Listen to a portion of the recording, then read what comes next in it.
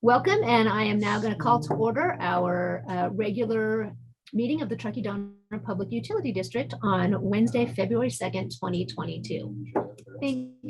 Could we get a roll call, please, Shauna? Thank you. Director Aguera? Here. Director Harris? Here. Vice President Bender? Here. President Finn? Here. The record will note that Director Laliotis is absent. He will be missed. So our first order of business is consideration to adopt Resolution 2022-02, resolving a local emergency and authorizing remote teleconference meetings of the Board of Directors for the period of February 2nd, 2022 to March 4th, 2022, pursuant to the Brown Act provisions and AB 361, and adopt that resolution in support of virtual meetings. So I think I'm turning it over to Shauna for a moment. So I didn't put together a presentation. I thought that the staff report was pretty together. This essentially will put together the first 30 days. The board will have to make these findings, which, essentially says that there is an imminent health or safety issue for us to stay within this virtual environment. The resolution will need to be approved and adopted every 30 days thereafter if we stay within that Zoom environment. So the way that February works, of course, tonight, should the board adopt this, we'll stay in the virtual environment for tonight's meeting. February 16th could then stay within it. And then as is March 2nd, because of the 30-day time frame, at which time, at the board's pleasure, we could either bring back another resolution to stay in that or come back in-house. So I'll turn this over to the board for your guys' discussion and potential adoption, unless District Council Gross has anything to add. I have nothing to add. Thank you. Very good. Thank you. So fellow board members, I am the one that said we should do this remotely because I just feel like it's been an eventful 6 weeks with the Omicron variant surging through. And I feel like everybody, I knew a lot of people that got sick, and I thought it was better to be safe than sorry for the moment. So hence here we are. So I am in favor of adopting this resolution, but I am happy to listen to other points of view. I wish that, I really look forward to the day that COVID is no longer running our lives like this. But I agree with you that taking this step towards going back into the Zoom meetings is appropriate. And at the earliest time that we can get back into live meetings, let's try to get back. But for now, I'm in support of, continuing with the Zoom meetings. Thank you, Director Harris. And I do feel the same way. If this recedes, which I'm hopeful that it will, back in person as soon as we can. Yeah. Would anybody else like to add anything? Director Bender? I'm in support. I think we're doing the right thing. Okay, you broke up. Somebody's got a lot of background noise. Could probably be me. Yeah, so I'm in full support. I think we're doing the right thing. Okay. Director Aguera, would you like to add anything? If the powers to be says we should have Zoom meetings, I'm all for it too. Let's just comply with whatever the ruling is. Thank you. Okay, perfect. So I guess I'm entertaining a motion. Would anybody like to make a motion? Public comment? Oh, I'm sorry. Public comment. Do we have any public comment on this item this evening? No, Madam President. Thank you. Okay. And with no public comment now, I think I'm happy to entertain a motion if somebody would like to make one. Yeah, I move to adopt it as presented by staff. Thank you, Director Harris. Do we have a second? I'll second. Thank you, Director Bender, Vice President Bender. Shauna, could we get a roll call vote, please? Thank you. Director Aguera? Yes. Director Harris, Yes, Vice President Bender, Yes. President Finn. Yes. The record will note Director Loliotis is absent. Okay. Thank you very much. And on a similar note, I am not feeling particularly well tonight myself. So if I do forget things, please feel free to support me and point me back in the right direction here. So we're going to defer the pledge this evening. Do we have any changes to the agenda, Brian? Agenda. President Finn, yes, we do. Staff would like to pull closed session item number 21. We'll present this item in a future closed session item. Very good. Thank you. Which brings us to item number 6, which is public comment. So this is time that is set aside for the public to address the board on any issue that is not on the agenda. So testimony related to agendized matters should be addressed at the time that that item is considered. So do we have any public comment, any general public comment this evening? No, President Finn. Thank you, Shauna. Which brings us to directors' updates. I'm going to throw it out. I'm going to say in order of Director Harris, Director Bender, Director Aguera. Director Harris, do you have a director's comment this evening? yes, I don't really have much of a prepared one, but as I was looking over the agenda this week and going on to the website, I was actually pleasantly surprised with the general manager's message that Brian had put up on the website. It addressed a lot, I think, of the questions that are out there, and I just appreciated the communication that he had, you know, on the website there. So that was good. The other thing is just administrative wise, I'm actually going to leave this meeting for about an hour. It's from 6:30 to 7:30. I have a previous commitment, but I will be back at 7:30 as long as the meeting's still going on. Thank you, Director Harris. Director Bender, do you have anything for us this evening? No comments. Thank you very much. Director Aguera? Oh, nothing there. Thank you. Very good, thank you. And I actually have nothing this evening either. So moving on to our general manager's update. Brian, what do you have for us tonight? Thank you, President Finn. I have a couple of quick items. I know we have a packed full agenda on some presentations, so I'll be brief, but I wanted to, and I included this in my GM updates to staff and this board, but I also want to kind of make the announcement to the community as well that I'm very happy to report out, the district's very happy to report out a successful recruiting and hiring process for our new water utility director and IT directors. Very pleased with the process and the results. Mr. Chad Reed from Quartz Hill Water District, that's the Southern California region near Palmdale, Lancaster. He's the general manager of their water utility down there. He will be joining us in March as our new water utility director. Very happy to bring on board his experiences and skill sets. We believe that he's going to be a great match with the district.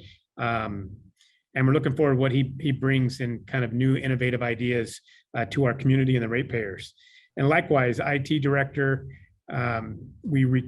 we had a successful recruitment and the offer acceptance from Mr. Scott Crow. He comes to us from the University of Nevada, Reno here down the hill from us as their director of utilities, director of unified communications and network operations. He brings a wide range of experiences and skill sets that I think are going to be directly applicable to some of the challenges we face in terms of IT security, network development, upgrading of our communications, phone systems, things of that nature. And so we're really excited with bringing both these candidates on. I do want to just kind of anecdotally report out, we included a kind of an intermediate phase in our hiring and recruitment process that involved an offsite, out in the field leadership and team building activity with the top candidates for each of these positions. That participated in the group activity with our executive leadership team.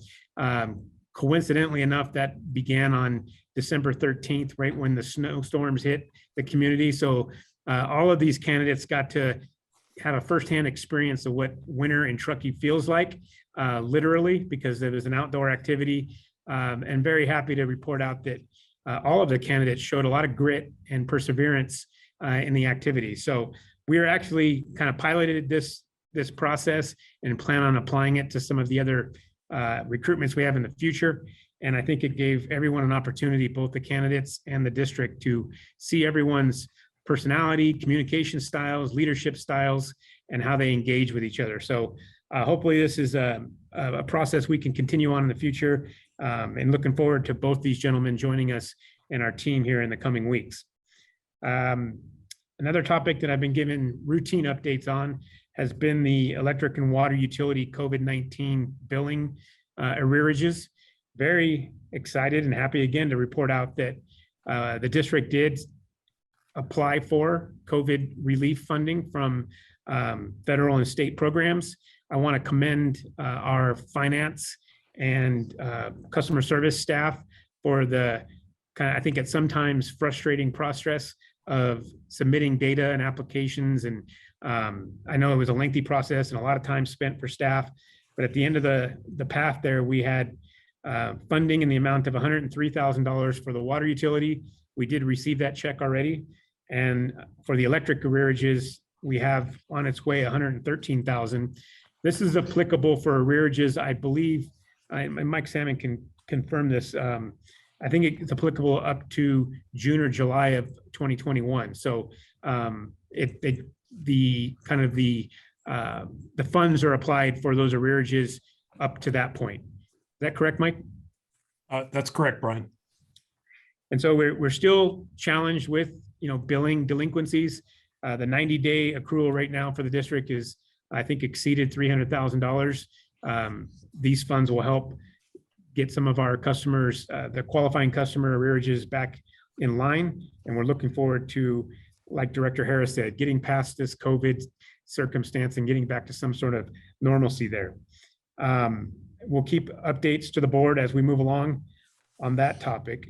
And then I kind of want to champion and celebrate a local collaborative success.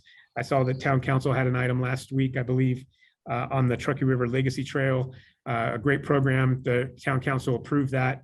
I think it's a great project that we all can look forward to enjoying. Commend the staff over there at the town for putting together what I think is a pretty exciting project. And why I bring it up this evening is the district did a small role, but a role nonetheless. I want to thank the staff over there at the town working with our staff to establish a access easement. We brought this to the board several months back on a property item. And so the district had some contribution there in providing some access easements through our property there. And then our engineering team's working with a potential utility extension through their bridge. So a lot of great projects there. And I think it's, continuance of our theme of local collaboration. And that's all I have for this evening. Good. Thank you. Well, that is great. It's good news all around. What a nice update this evening. I'm extremely happy to welcome our new directors on board. We're coming back up to speed and to scale, and that's wonderful. And yeah, great. I'm looking forward to being a fully operational Death Star. Okay, which brings us into our committee update this evening, which I believe is going to be presented by Stephen Ponsley. Do I have any public comments on the committee update?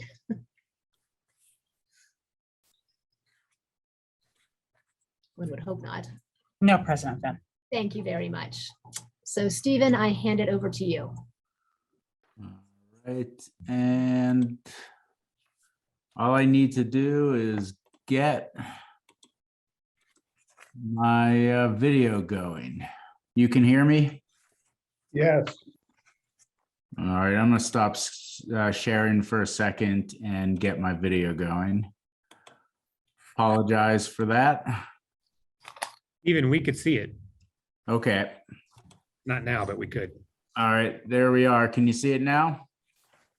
Good evening, President Finn and members of the board. This is the board committee update for the broadband committee.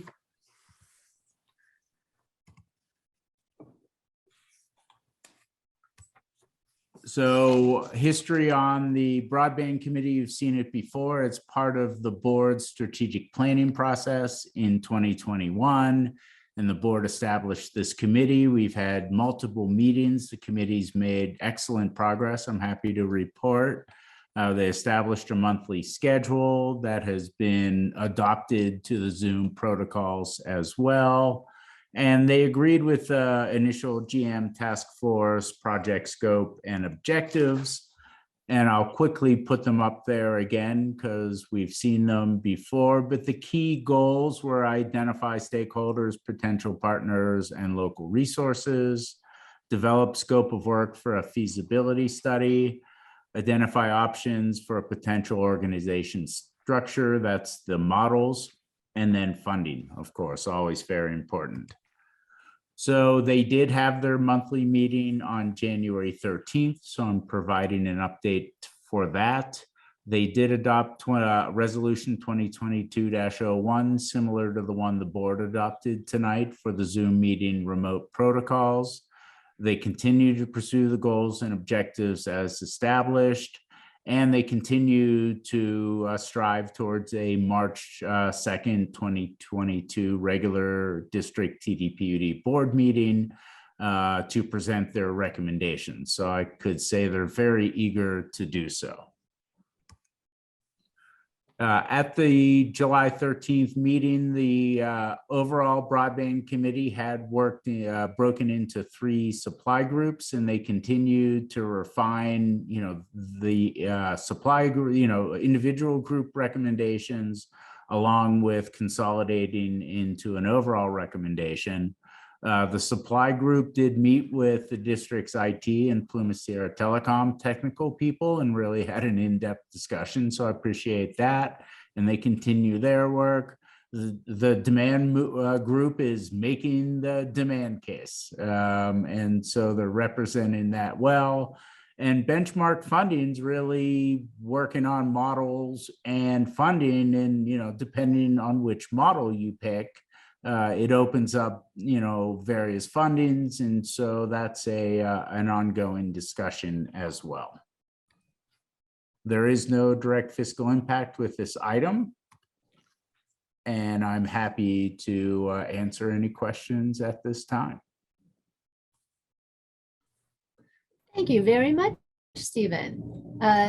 Directors, I'm going to go in reverse order this time. If we have any comments on this presentation, I'm going to start with Director Aguirre. I have nothing. Thank you very much. Vice President Bender. Thanks for the update, Stephen, and things are moving forward. All right. Yeah, looks good. Thanks. Director Harris. No, I don't have any questions. I will say that when I speak to people in the community, broadband is always one of the hottest topics. So I'm excited to see a little more movement on it and look forward to the presentation in March. Thank you, Director Harris. And I also am very pleased and grateful with the support that we're getting from the community to help us forward this particular goal with our strategic plan. It's very gratifying. So I'm excited to see, I'm excited to hear the presentation in March. Thank you very much, Stephen. Okay, and this brings us to our consent calendar. Do we have any public comments on the consent calendar this evening? No, Madam President. Thank you, Shauna. Directors, does anybody have any questions or want to pull something from the consent calendar? I do not. I do Okay, not. I saw a thumbs up from Director Bender. How do you feel, Director Harris?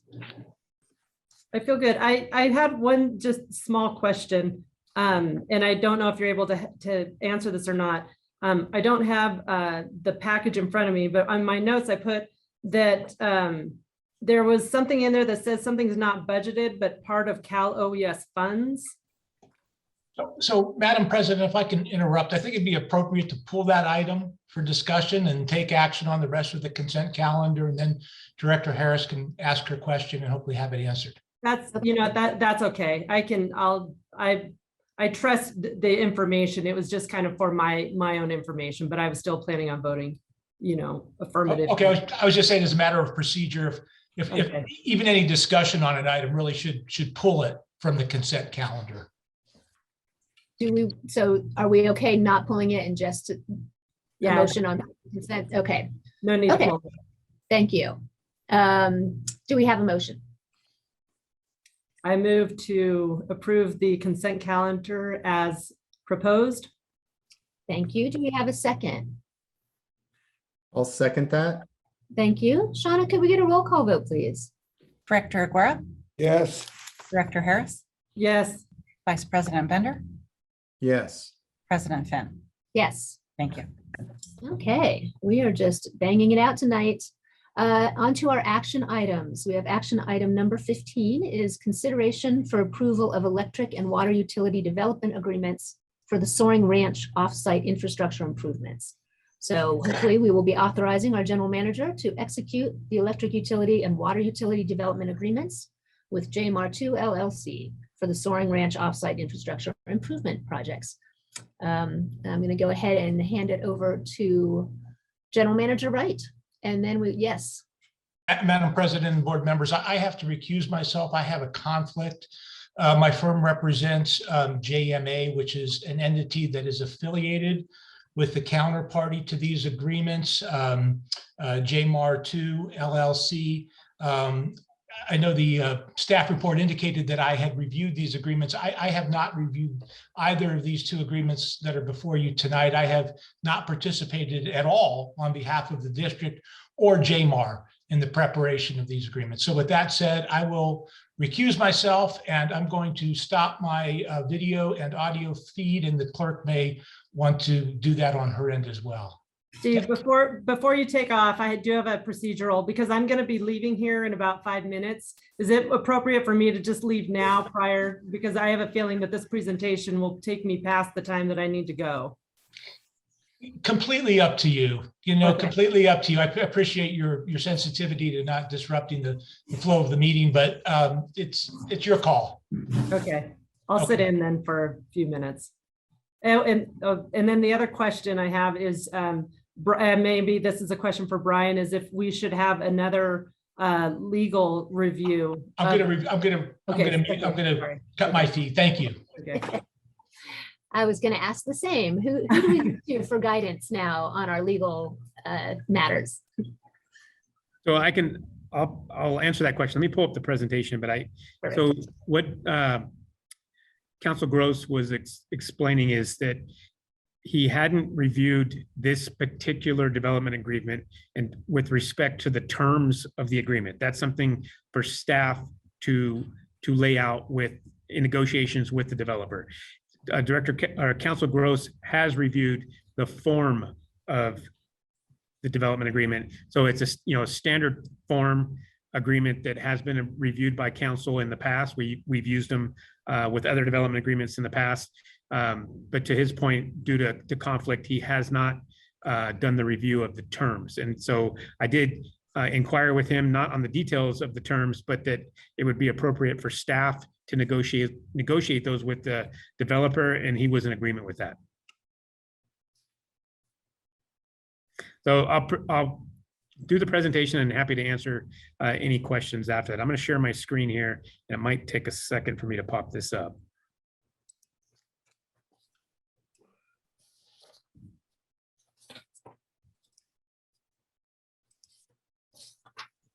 Can you all see that? Thumbs up. Good.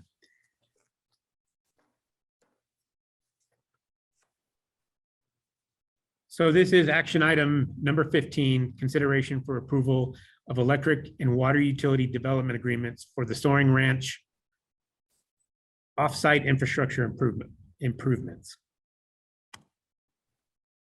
So this evening's item is in front of you because in district code, it does specify that applications for new construction and upgrades of infrastructure on the water or electric services that total more than $400,000 in total value require development agreement, 1, and 2, it must be presented to the board for approval. And so a little bit of background here.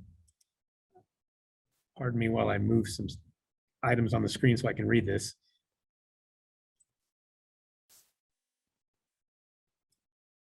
The district and the developer have executed a development agreement back in June of 2019 for both electric and water utility distribution systems constructed for services to Soaring Ranch Phase 1, which includes the Rayleigh's Grocery Market, the new grocery market over there at the intersection of Soaring Way and Jorga Ranch or Jorga Drive. So that development Phase 1 included the Rayleigh's Market and some additional retail in that shopping center. And so that was Phase 1 was the development agreement that was related to the infrastructure constructed on their development property. Phase 2 included the off-site infrastructure that was necessary for the overall Soaring Ranch development and the Jorga Ranch specific plan. And we'll go through some details here. We have received a development application from the developer group JMAR2 for completion of off-site electric and water utility infrastructure improvements associated with Phase 2 of their project at Soaring Ranch. This Phase 2 will consist of approximately 33,000 square feet of ground level commercial space and 69 multifamily rental apartments. The location of this new development is adjacent to Phase 1, which is the Rayleigh's property or Rayleigh Shopping Center. And this is just to the south of that next open area. And so the developer intends to construct within the town Truckee right-of-way off-site infrastructure improvements to support the Jorga Ranch specific plan. And that's what we're discussing and reviewing this evening as it relates to the PUD infrastructure. So the off-site improvements included both electric and water utility distribution system infrastructure.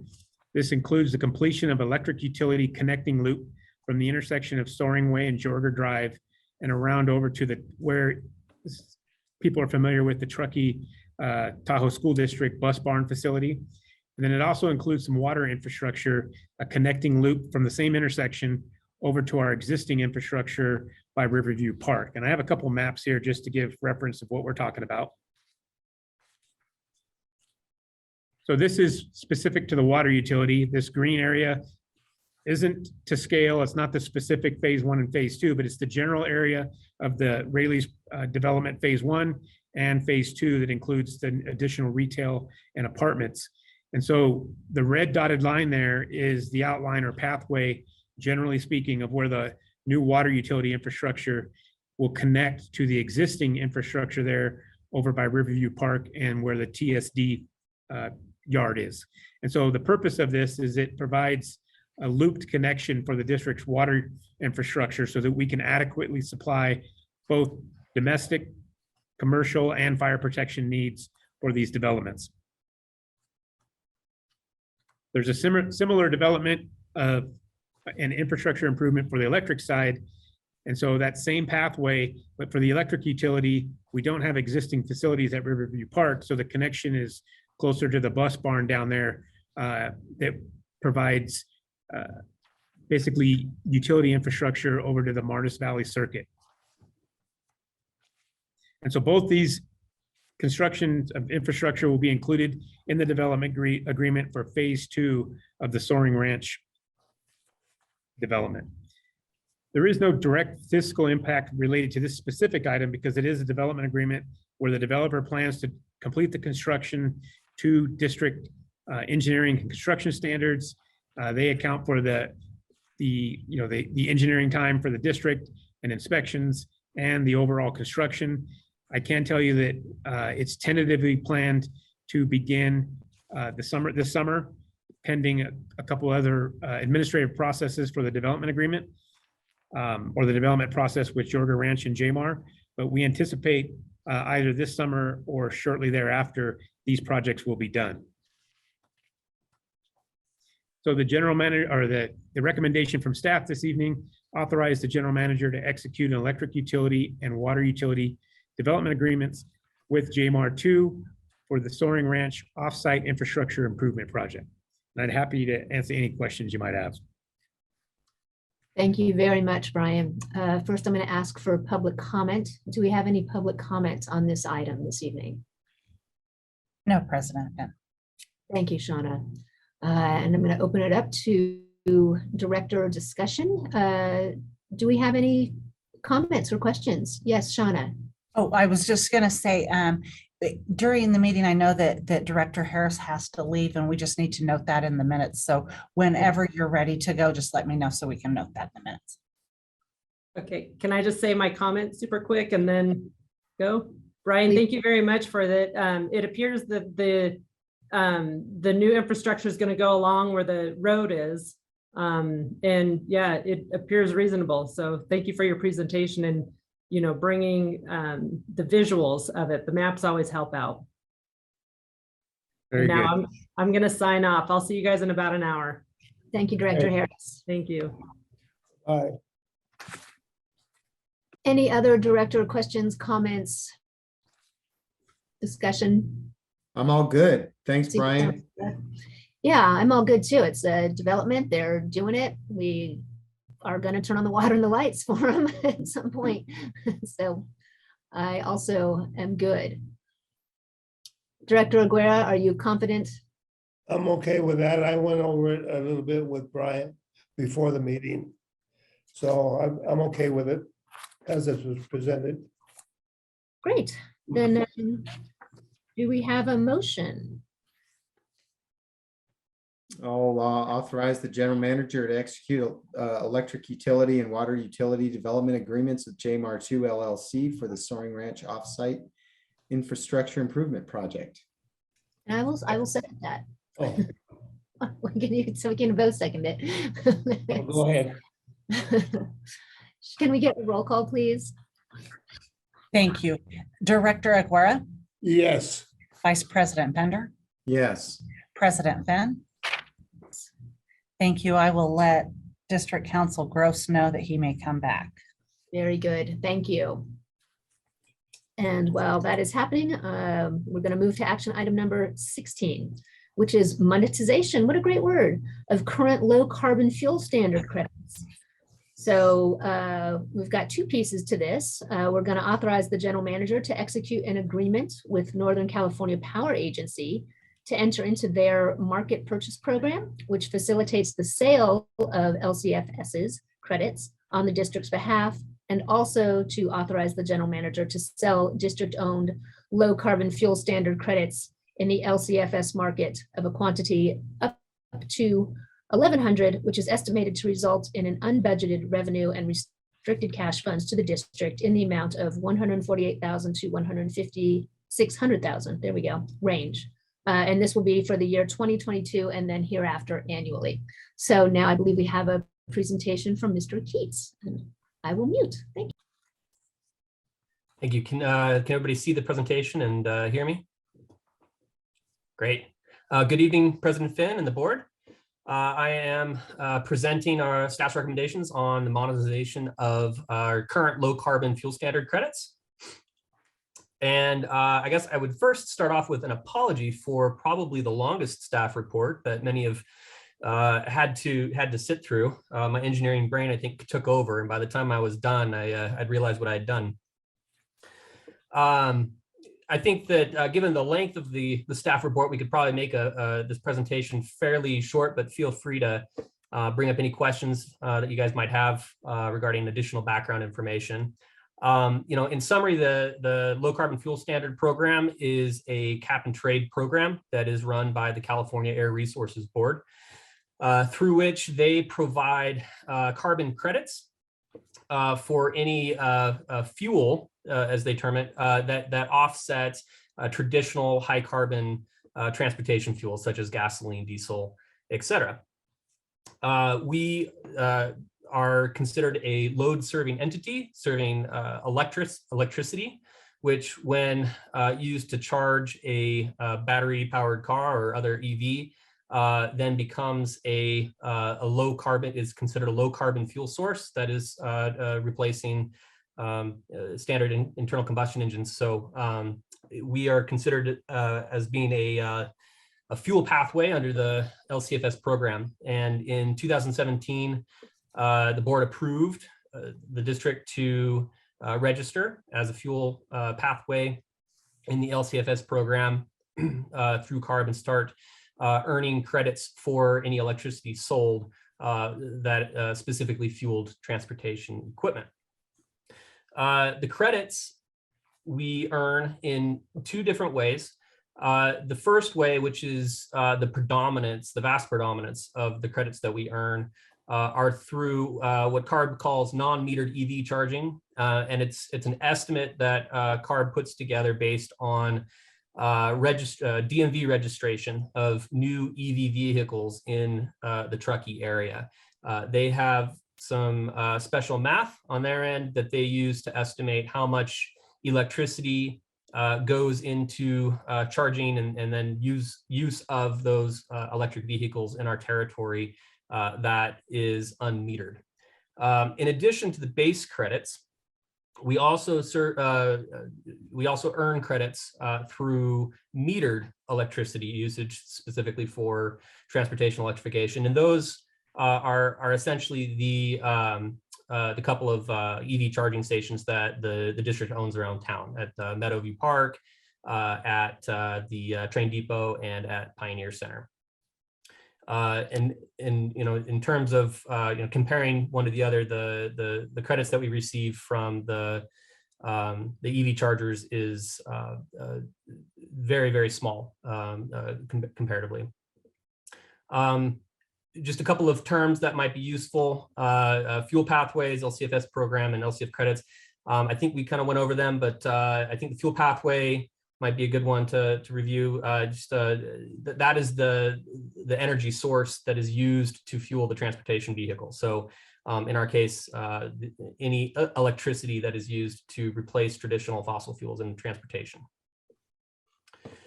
Before I go any further, can I ask if there are any questions about the background of LCFS program or what these credits are?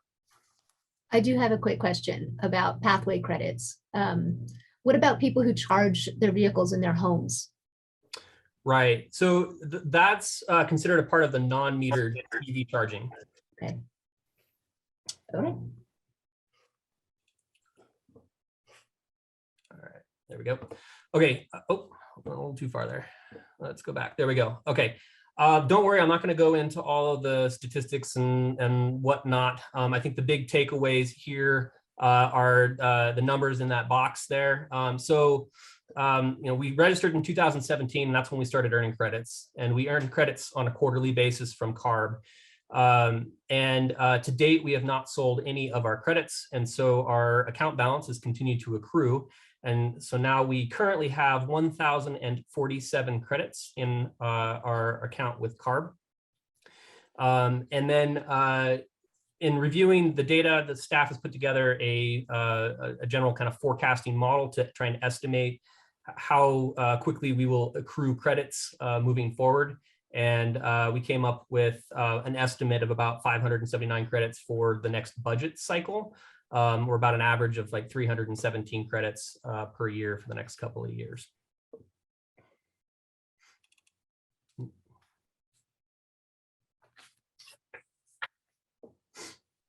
So one of the reasons why we are recommending to sell these credits now is because the credit market right now is seeing somewhat of a downward trend.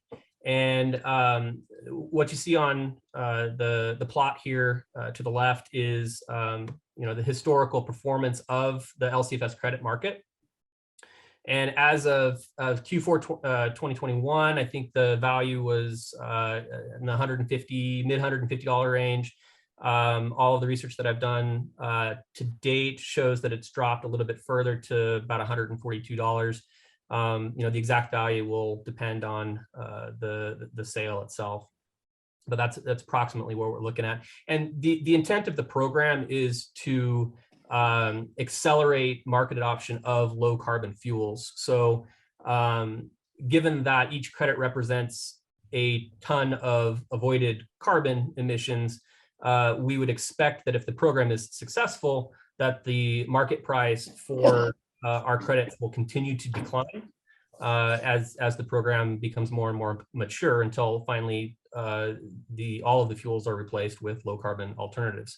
such that it really doesn't make sense for us, economically to hold on to the credits for any longer than we need to.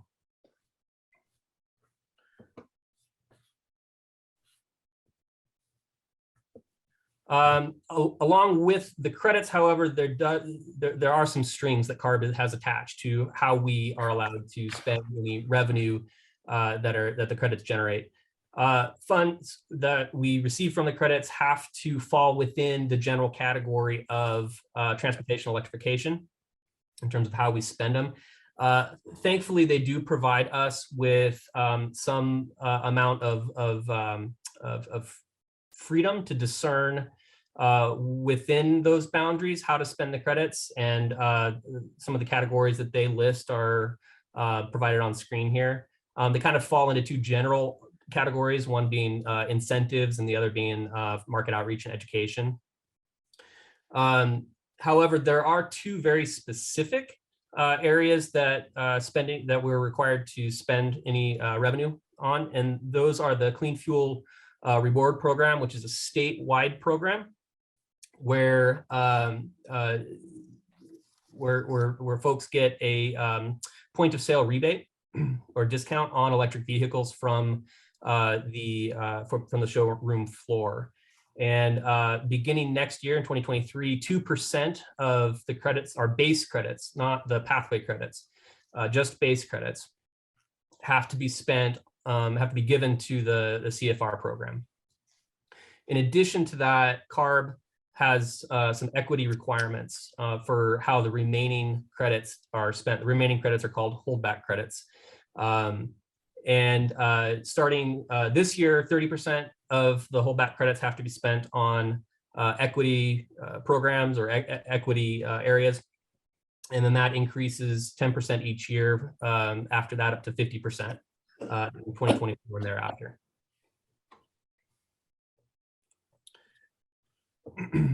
The sale process is fairly simple. NCPA provides a service to its members to sell, amongst other things, these LCFS credits. And the advantage there is that they're able to pool together LCFS credits from some of the smaller utilities into a larger pool that will be more attractive to a wider audience of buyers, so that we can get a better price for our credits in the market. In order to participate in that program, however, the district will need to sign into the program to allow NCPA to sell the credits on our behalf. Once we are a part of that program, then we simply transfer our LCFS credits in CARB's online tool over to NCPA in order for them to sell on our behalf. And then we report the proceeds to CARB in our annual report thereafter. One important date to note is that NCPA is currently expected to do their next LCFS pooling and sale in March 31st is the date that they reported to me.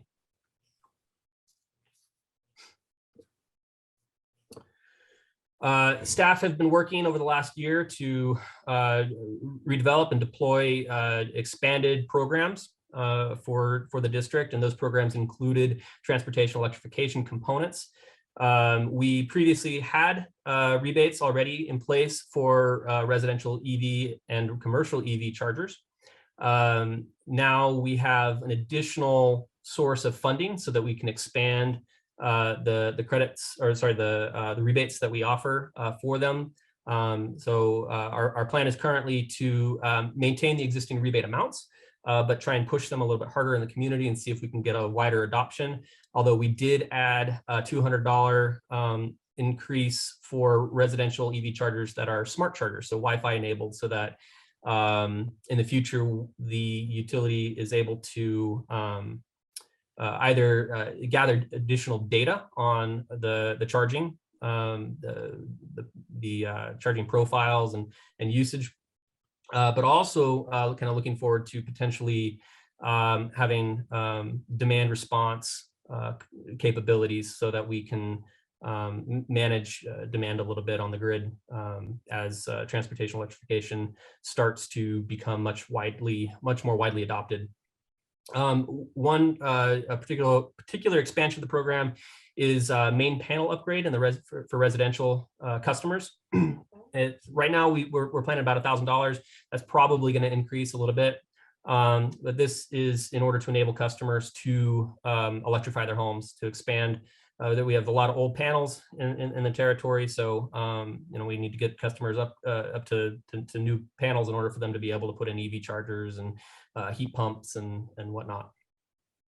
In addition to our rebate programs, we're also in conversation with Sierra Community House to see how we could incorporate some of this into some of the programs and activities that they currently do with our income qualified customers.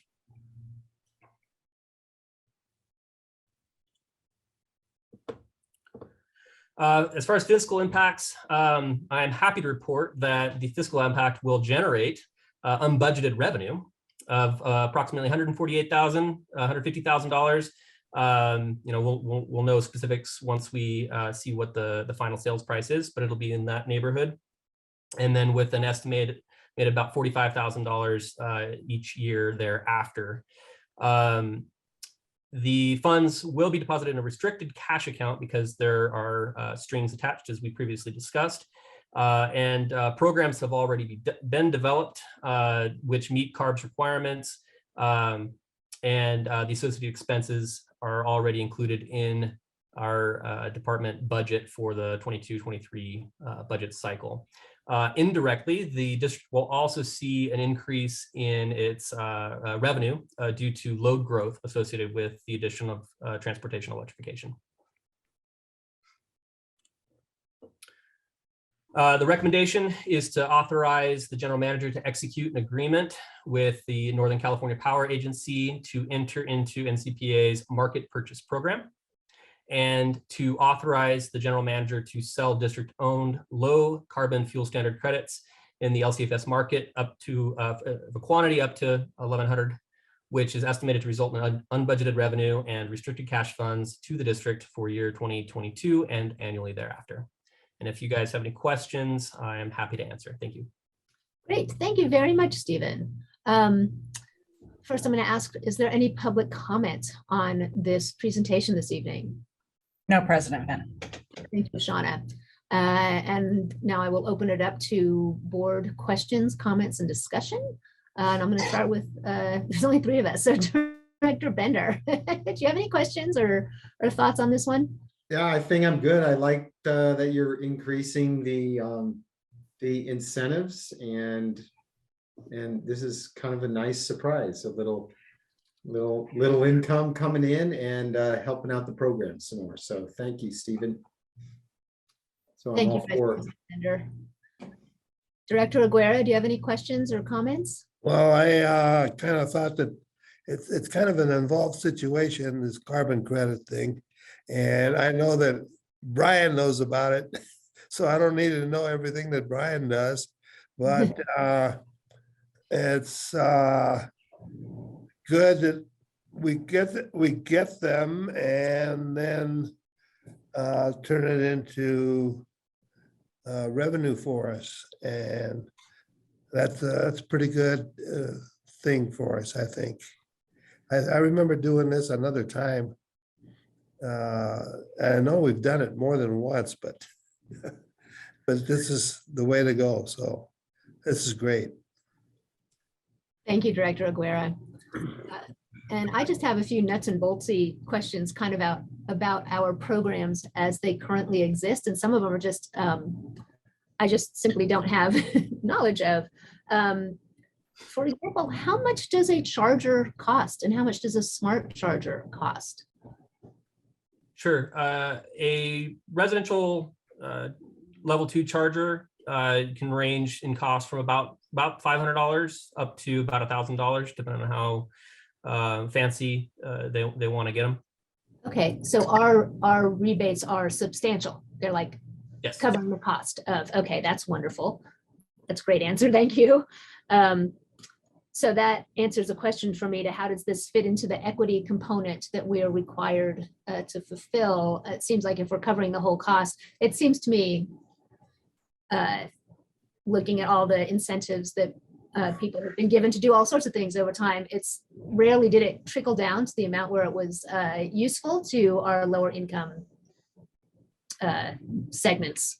So that is, that does. Of course, we have to buy them a car too, but that's fine. I'll leave it. That was that. That was the equity situation. Do we have, I mean, I guess this is, do we get credits for the renewable biodiesel that we, with the town and the fire district? I think we entered into that agreement.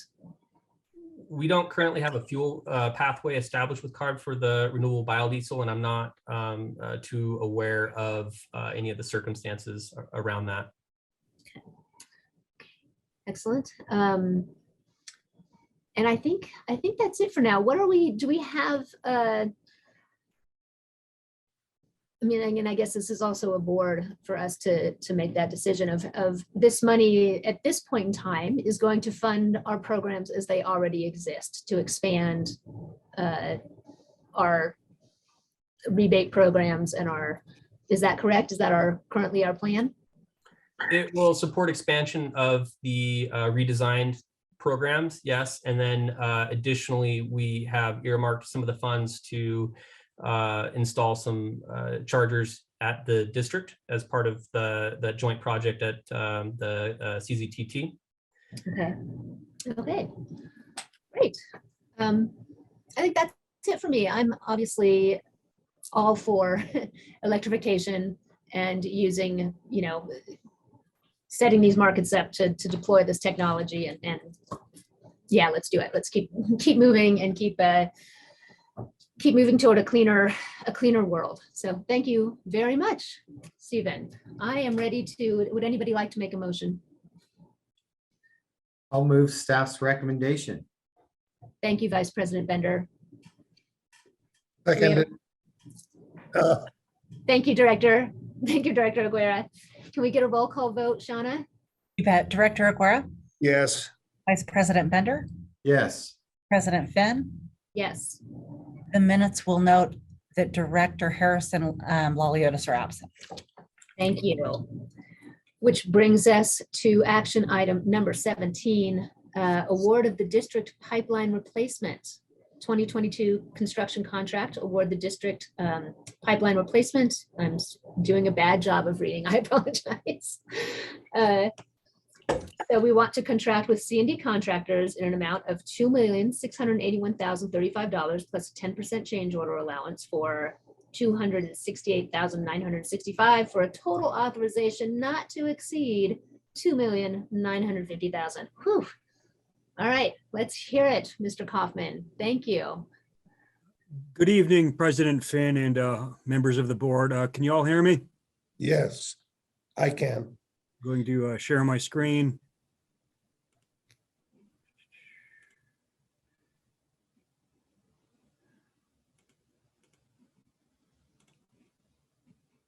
Can you all see the presentation? Yes. All right, so Go. as President Finn noted, this is action item number 17. As the board is aware, the water department has an ongoing need to replace existing pipelines. The proposed pipeline replacement project are prioritized based in large part upon the following considerations. Pipes that are in poor condition and have historically required repeated leak repairs. Pipes that are old, undersized, and have exceeded their useful life. And we do work with the town of Truckee in order to work around their paving, maintenance, and replacement programs to the best of our ability. The pipeline replacement project for 2022 entails approximately 7,000 feet of pipe at 3 locations, Bull Pine Trail and Donner Trail Road. The second is Copenhagen Drive and also Swiss Lane. And those locations are shown here on the map.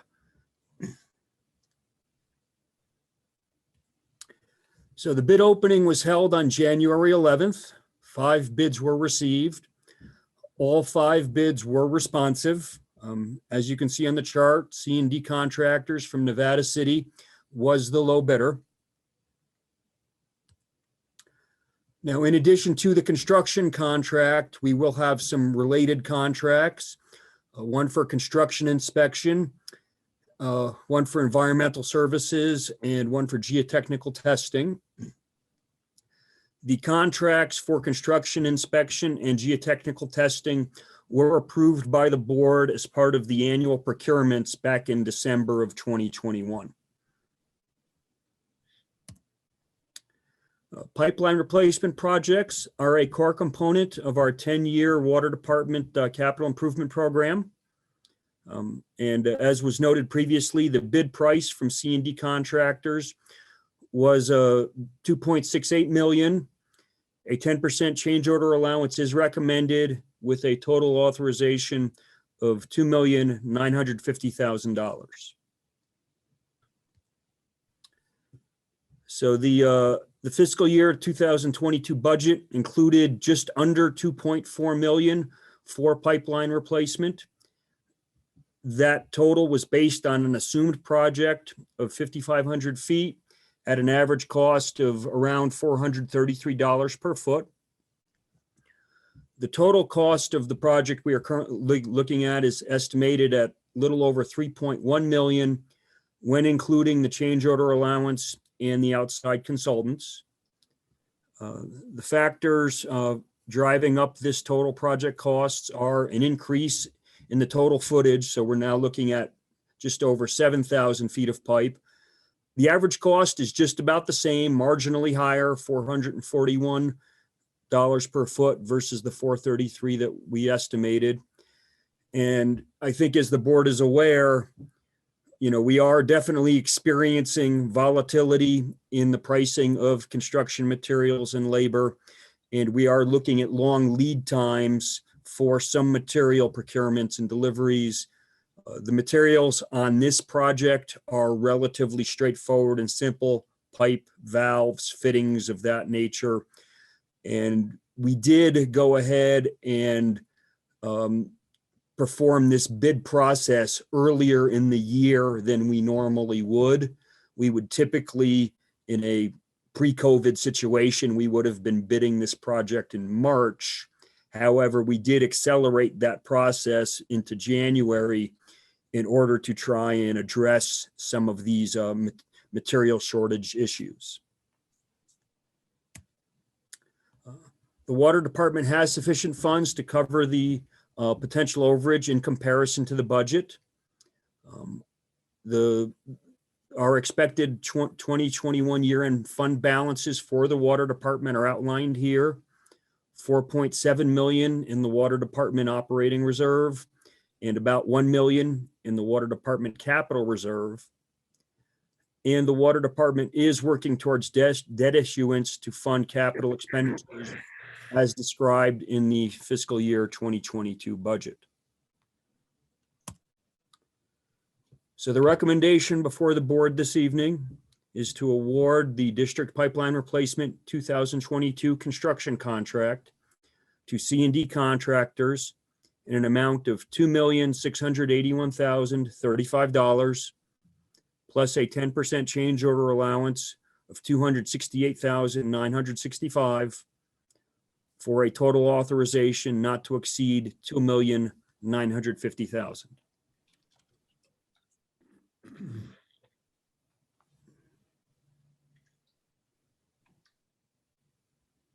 Great. Thank you very much for your presentation, Neil. Do we have any public comment on this item tonight? No, President. Thank you, Shauna. Directors, do we have any questions or comments on this particular item? No, let's get some pipe in the ground this summer. Apparently we are.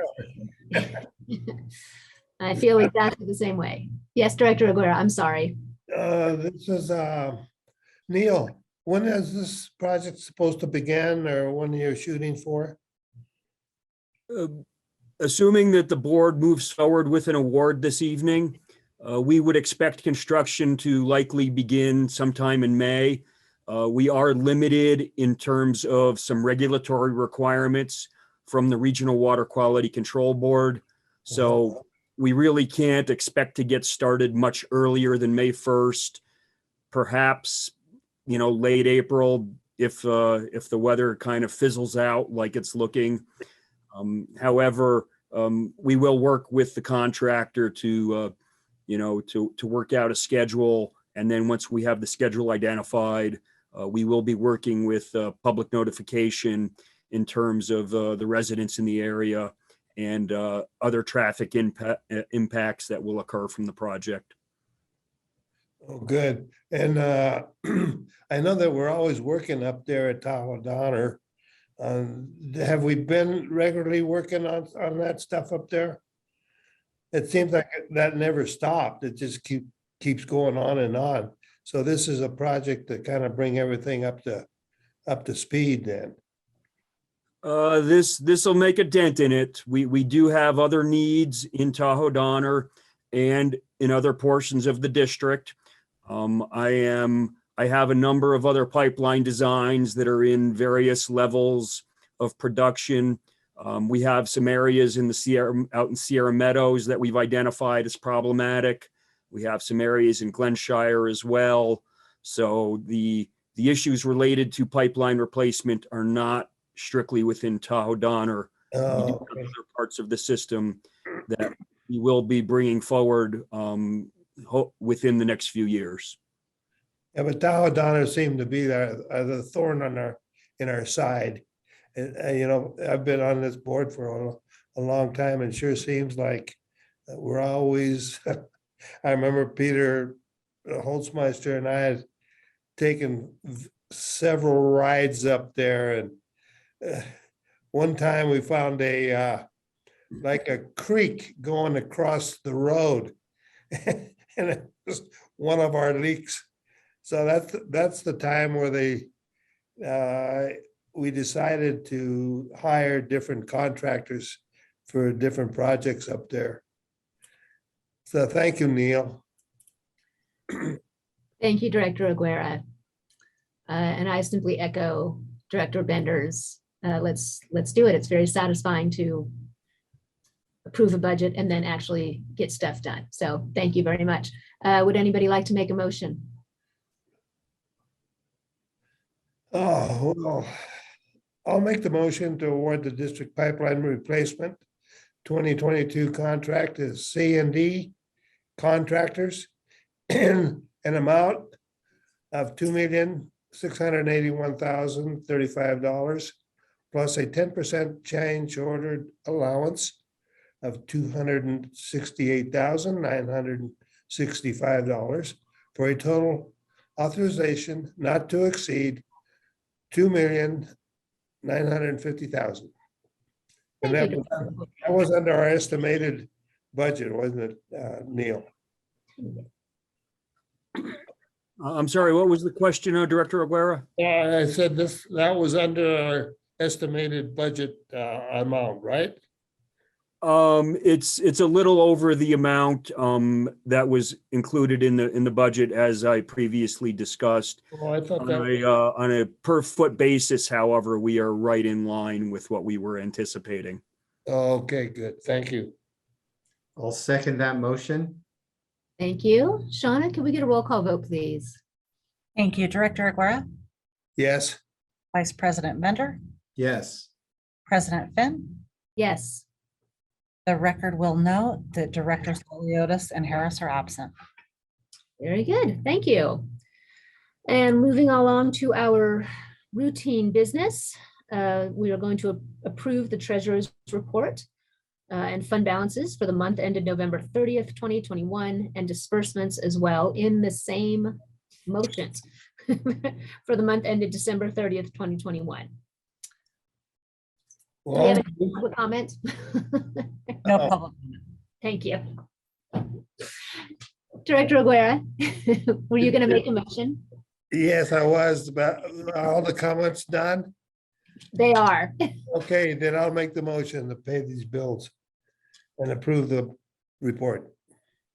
I'll second that. Very good. Shauna, could we have a roll call vote, please? Director Aguirre, Yes, Vice President Bender, Yes. President Finn. Yes, Thank you. thank you. And our final item this evening of routine business, approving the minutes of January 5th, 2021. So moved. Very good. I'll second. second. Very good. Oh, okay. Can we get a roll call vote, please? Director Aguirre, Yes, Vice President Bender, Yes. President Finn. Yes. Thank you very much. Okay, very good. Which leads us into our closed session. I'm going to request that we, before we move into closed session, if we could just take 5 minutes, a break, and then meet back in closed session. Does that work? do that. Okay.